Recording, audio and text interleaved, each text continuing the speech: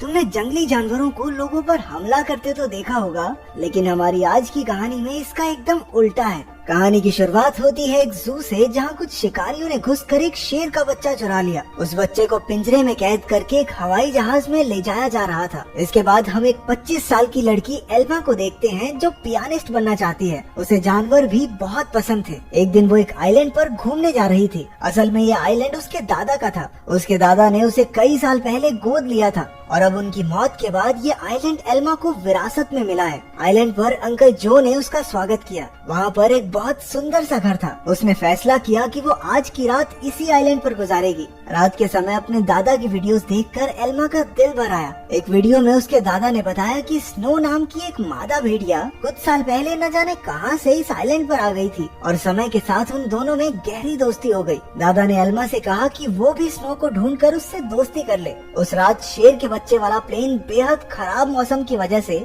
उसी आइलैंड पर क्रैश हो गया। क्रैश की आवाज सुनकर एल्मा डर गई और उसने बाहर जाकर देखा, लेकिन वो आइलैंड बहुत बड़ा था तो उसे कुछ नहीं मिला।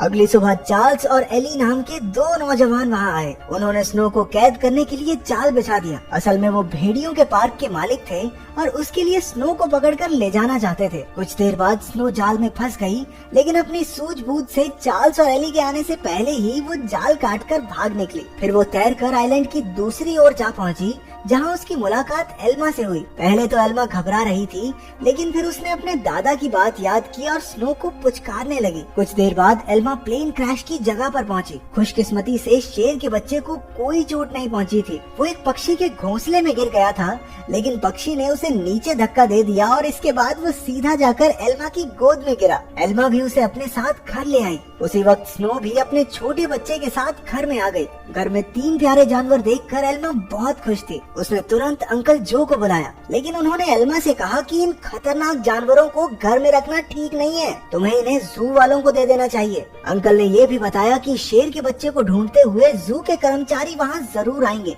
और हुआ भी बिल्कुल वैसा ही। अगले दिन एनिमल कंट्रोल वाले वहाँ पहुँच गए। वो जानती थी कि जू वाले कितने बेरहम होते हैं, इसलिए उसने फैसला किया कि वो उन्हें जानवरों के बारे में कुछ नहीं बताएगी। उसने झूठ कह दिया कि उसने किसी शेर के बच्चे को नहीं देखा। घर लौटकर उसने देखा कि स्नो अपने बच्चे के साथ साथ शेर के बच्चे को भी दूध पिला रही थी। उसे बेहद खुशी हुई क्योंकि अब स्नो दोनों बच्चों का ख्याल रख रही थी। जैसे जैसे दिन बीतते गए दोनों बच्चों में दोस्ती बढ़ती रही। एल्मा ने भेड़िए के बच्चे का नाम जैक रखा और शेर के बच्चे का नाम ड्रीमर। उधर अंकल जो को चिंता थी कि ये जंगली जानवर एल्मा को कोई नुकसान न पहुंचा दे, लेकिन इसी तरह कुछ महीने गुजर गए और अब दोनों बच्चे थोड़े बड़े हो चुके थे। एल्मा उन्हें आइलैंड पर घुमाने ले जाती और अपने दादा की मनपसंद जगह पर उनके साथ खेलती भी थी। बदकिस्मती से एक दिन जब एल्मा पियानो की एक ऑडिशन के लिए गई थी, तो पीछे से वो भेड़िए के पार्क वाले आइलैंड पर घुस गए। इस बार वो स्नो को कैद करके अपने साथ ले ही गए। उधर एल्मा का सिलेक्शन भी हो गया और वो बेहद खुश थी, लेकिन जब वो घर लौटी तो उसके होश उड़ गए। उसके घर का सारा सामान बिखरा हुआ था क्योंकि दोनों बच्चे भूख की वजह से परेशान हो गए थे। एल्मा ने स्नो को ढूंढने के लिए पूरा आइलैंड छान मारा,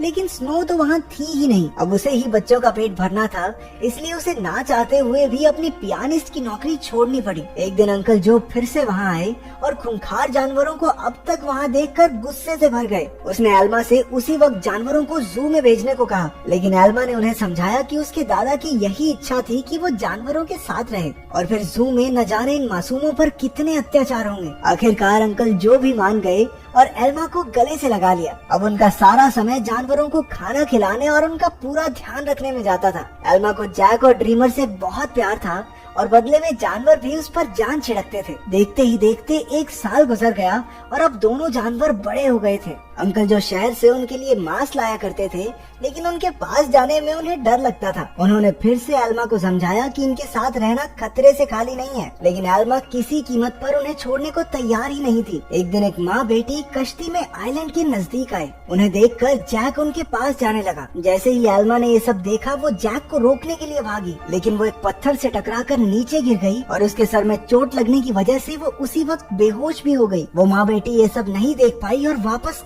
कश्ती में चली गई। कुछ ही देर में जैक और ड्रीमर एल्मा के पास आए और उसे उठाने की बहुत सी कोशिशें की, लेकिन कोई फायदा नहीं हुआ। वो कई घंटों तक जोर जोर से आवाजें लगाकर मदद के लिए पुकारते रहे, लेकिन कोई नहीं आया। जल्द ही रात हो गई और दोनों जानवर एल्मा से सटकर बैठ गए। उन्होंने पूरी रात जागकर एल्मा को गर्माहट दी। अगली सुबह अंकल जो ने एल्मा को कई बार कॉल की, लेकिन कोई जवाब न मिलने पर वो समझ गए कि कुछ तो गड़बड़ जरूर है। वो तुरंत आइलैंड पर पहुँचे। उन्हें लगा कि जरूर इन जंगली जानवरों ने एल्मा पर हमला कर दिया होगा, इसलिए उन्होंने एनिमल कंट्रोल वालों को कॉल कर दिया। लेकिन जब उन्हें एल्मा बेहोश मिली और जानवरों को उसकी रक्षा करते देखा तो उन्हें अपनी इस हरकत पर बहुत पछतावा हुआ। इसके बाद जब एल्मा को हॉस्पिटल ले जाया गया तो डॉक्टर ने उन्हें बताया कि अगर जैक और ड्रीमर ने उसे गर्माहट न दी होती तो शायद वो आज जिंदा न होती। उधर एनिमल कंट्रोल वालों ने जैक को पकड़कर इलाई और चार्ल्स को सौंप दिया। उन्हें एहसास हो गया कि जैक तो स्नो का ही बच्चा है। वहीं ड्रीमर को एलन नाम के एक आदमी को बेच दिया गया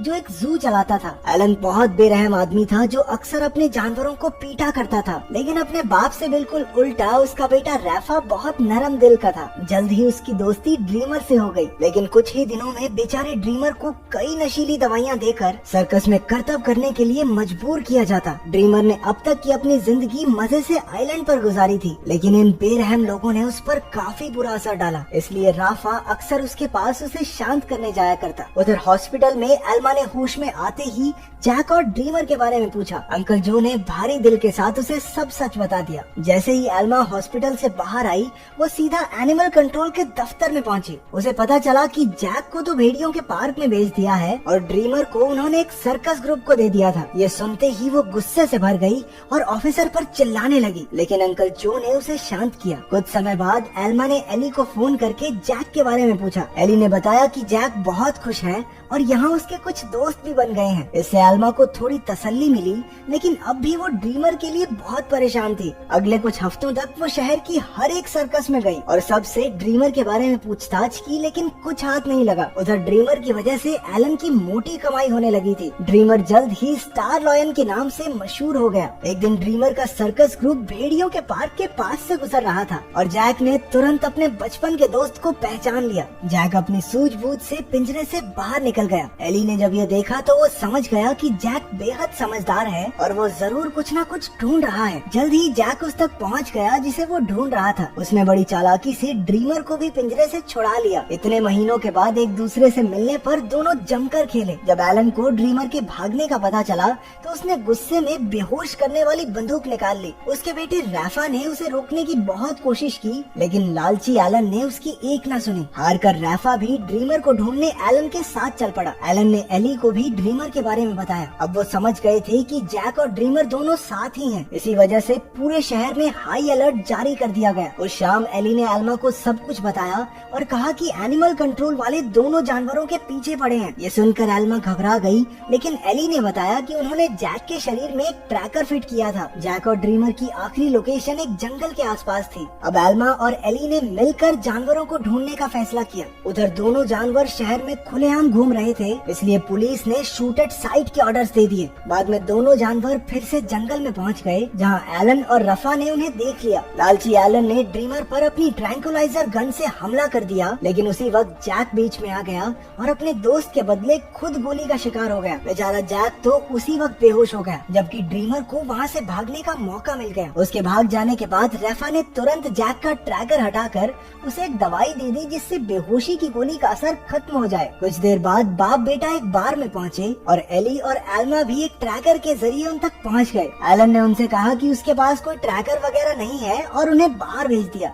लेकिन समझदार रैफा ने बाथरूम का बहाना बनाकर एली और एल्मा को सब सच बता दिया। वो उन्हें जंगल में ले गया, जहां आखिरकार उन्हें ड्रीमर मिल गया। इसके बाद ड्रीमर उन्हें एक झोपड़ी में ले गया, जहां जैक आराम कर रहा था। खुशकिस्मती से उसे सही टाइम पर होश आ गया था, लेकिन तभी उन्हें पुलिस के आने का शक हुआ तो एल्मा ने दोनों जानवरों को खुफिया रास्ते से भगा दिया। अब आइलैंड तक पहुंचने के लिए उन्हें सिर्फ एक नदी पार करनी थी। पुलिस से बचने का एक यही रास्ता था, लेकिन वहाँ कोई कश्ती नहीं थी, इसलिए सबको तैर कर ही जाना होगा। जैक तो उसी वक्त फुर्ती से नदी में तैरने लगा, लेकिन ड्रीमर पानी से डरता था। एल्मा ने उसे हिम्मत देने की बहुत कोशिश की, लेकिन ड्रीमर वापस जंगल की ओर मुड़ गया। जैसे ही जैक और एल्मा तैर रहे थे, उन्हें बंदूक चलने की आवाज सुनाई दी। इसका मतलब ये था कि ड्रीमर अब इस दुनिया में नहीं रहा। आइलैंड पर पहुंचकर एल्मा फूट फूट कर रोने लगी, लेकिन ड्रीमर अचानक उसके सामने आ गया। असल में वो जंगल में पुलिस वालों को भटकाने के लिए गया था। उसे जिंदा देखकर सभी खुशी से झूम उठे। आखिर एल्मा ने जैक और ड्रीमर के लौटने की खुशी में पार्टी में पियानो बजाया। अब उनका परिवार पूरा हो गया था। अंत में एल्मा ने सबको अपने प्यारे जानवरों की कहानी बताई, जिससे सभी लोगों के दिल भर आए और वो तीनों खुशी खुशी फिर से एक साथ रहने लगे। तो तुम्हारा फेवरेट जंगली जानवर कौन सा है और क्या तुम उसे पालना चाहते हो? कमेंट्स में जरूर बताना। मिलते हैं अगली वीडियो में।